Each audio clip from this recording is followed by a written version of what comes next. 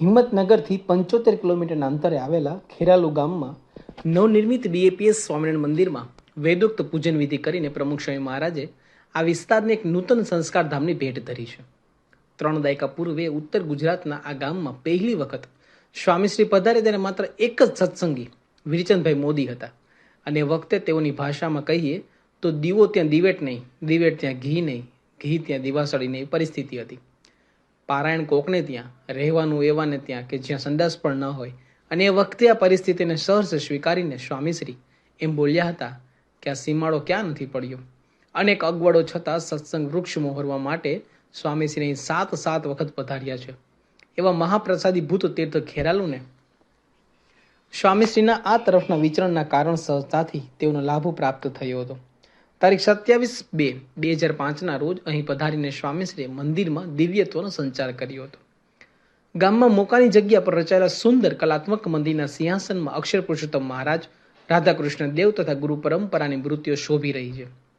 સિંહાસનની બંને બાજુએ રામ પરિવાર તથા શિવ પરિવાર દર્શન દઈ રહ્યા હતા. સ્વામીશ્રીના પધારતા પહેલા અહીં મુખ્ય હરિભક્તોની ઉપસ્થિતિમાં મહાપૂજાનો વિધિ સંપન્ન થઈ ચૂક્યો હતો. સ્વામીશ્રીએ વિધિવત પૂજન કરીને મૂર્તિઓમાં પ્રાણ પૂર્યા. વાતાવરણ દિવ્ય બની ગયું હતું. હરિભક્તોએ 84 વાનગીઓના અન્નકૂટની ગોઠવણી કરી, નગારે દાંડી પડી અને સ્વામીશ્રીએ મૂર્તિઓની આરતી ઉતારી.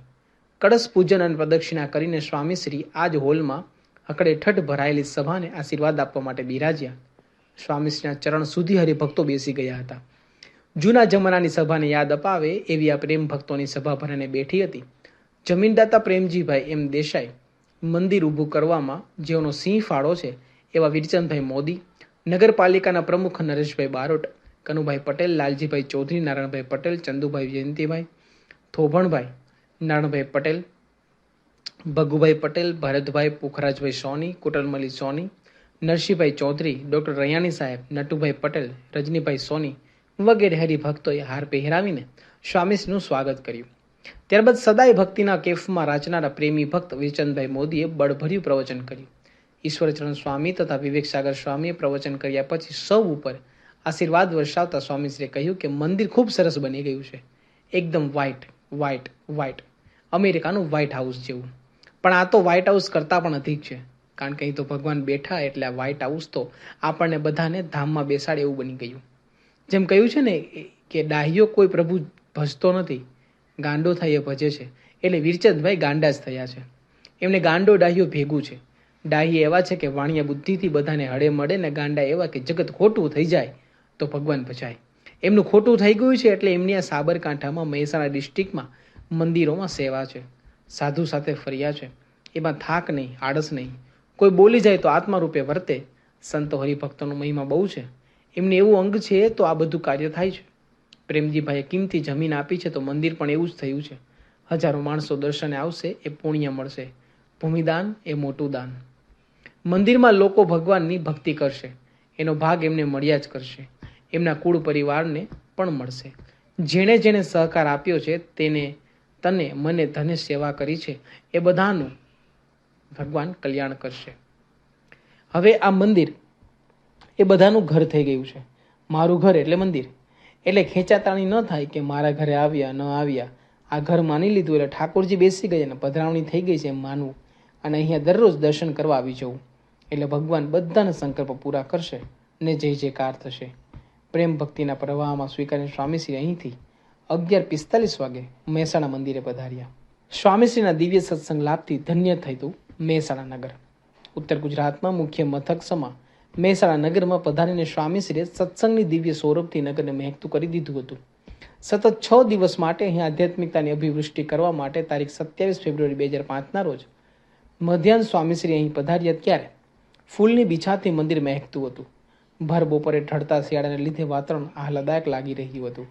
સ્વામીશ્રીના દર્શન માટે ઉમટેલા હરિભક્તો મંદિરના પોડિયમ, ઘુમ્મટ અને પ્રદક્ષિણામાં શિસ્ત રીતે બેઠા હતા. ઠાકોરજીના દર્શન બાદ પ્રદક્ષિણામાં ઉભેલા 84 કલાક સતત પ્રદક્ષિણા કરીને ભક્તિભાવ અર્પણ કરનાર હરિભક્તોને આશીર્વાદ આપ્યા હતા. સાંજે 6 વાગે મંદિરના પ્રાંગણમાં યોજાયેલી સ્વાગત સભામાં હજારો હરિભક્તો છલકાઈ ઉઠ્યા હતા. સભામાં વિવેક સાગર સ્વામીએ તૈત્તરીય ઉપનિષદની આનંદવલ્લીની 5 દિવસીય પારાયણનો પ્રારંભ કર્યો હતો. પારણ નિરૂપણ પછી સ્વામીશ્રીના સત્કારમાં કલોલના યુવક મંડળે સ્વાગત નૃત્ય રજૂ કર્યું. ત્યારબાદ સભામાં સંતો, ઉપસ્થિત મહાનુભાવો અને અગ્રણી સત્સંગીઓએ સ્વામીશ્રીનું સ્વાગત કર્યું.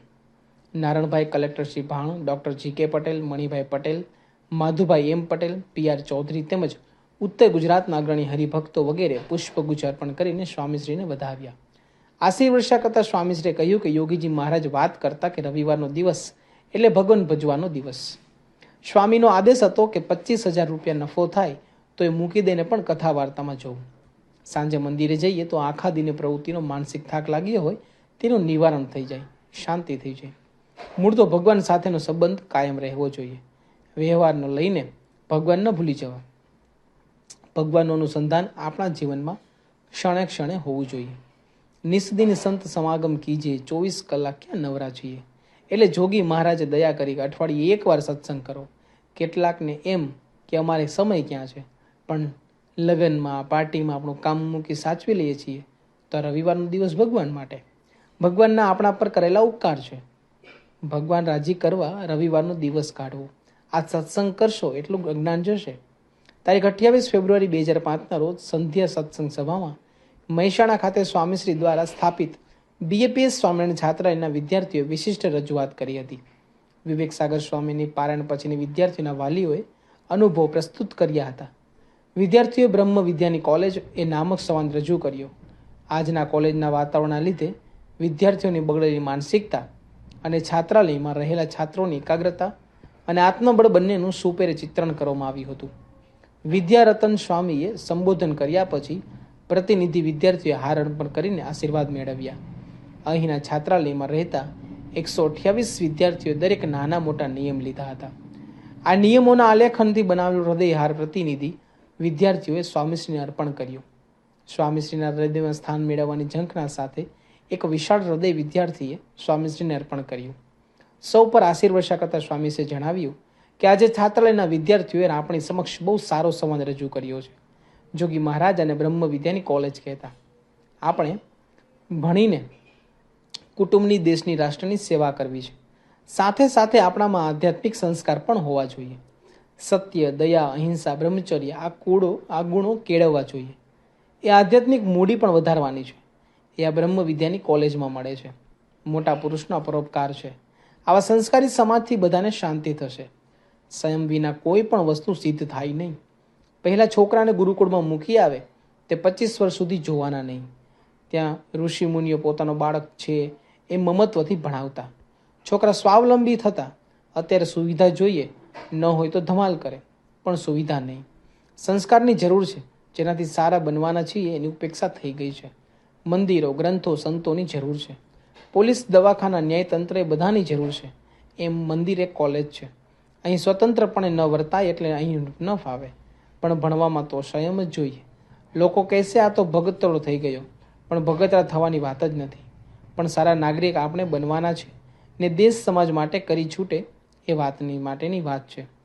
સભા બાદ પ્રામાણિક કલેક્ટરની ઊંચી છાપ ધરાવતા વ્યાસ સાહેબે સ્વામીશ્રીના આશીર્વાદ મેળવ્યા. સ્વામીશ્રીના દિવ્ય વ્યક્તિત્વથી પ્રભાવિત થતા તેઓ બોલી ઉઠ્યા કે આપનું કાર્ય તો અકલ્પનીય જ છે. એક સાથે આટલી બધી પ્રવૃત્તિ કરવી એ કલ્પના બહારની વાત છે. અમે તો આપને ભગવાનનું સ્વરૂપ જ માનીએ છીએ. સ્વામીશ્રીના નિસ્વાર્થ અને પવિત્ર જીવનથી જાહેર સમાજમાં પ્રતિષ્ઠિત વ્યક્તિઓ પણ અભિભૂત થઈ જાય છે.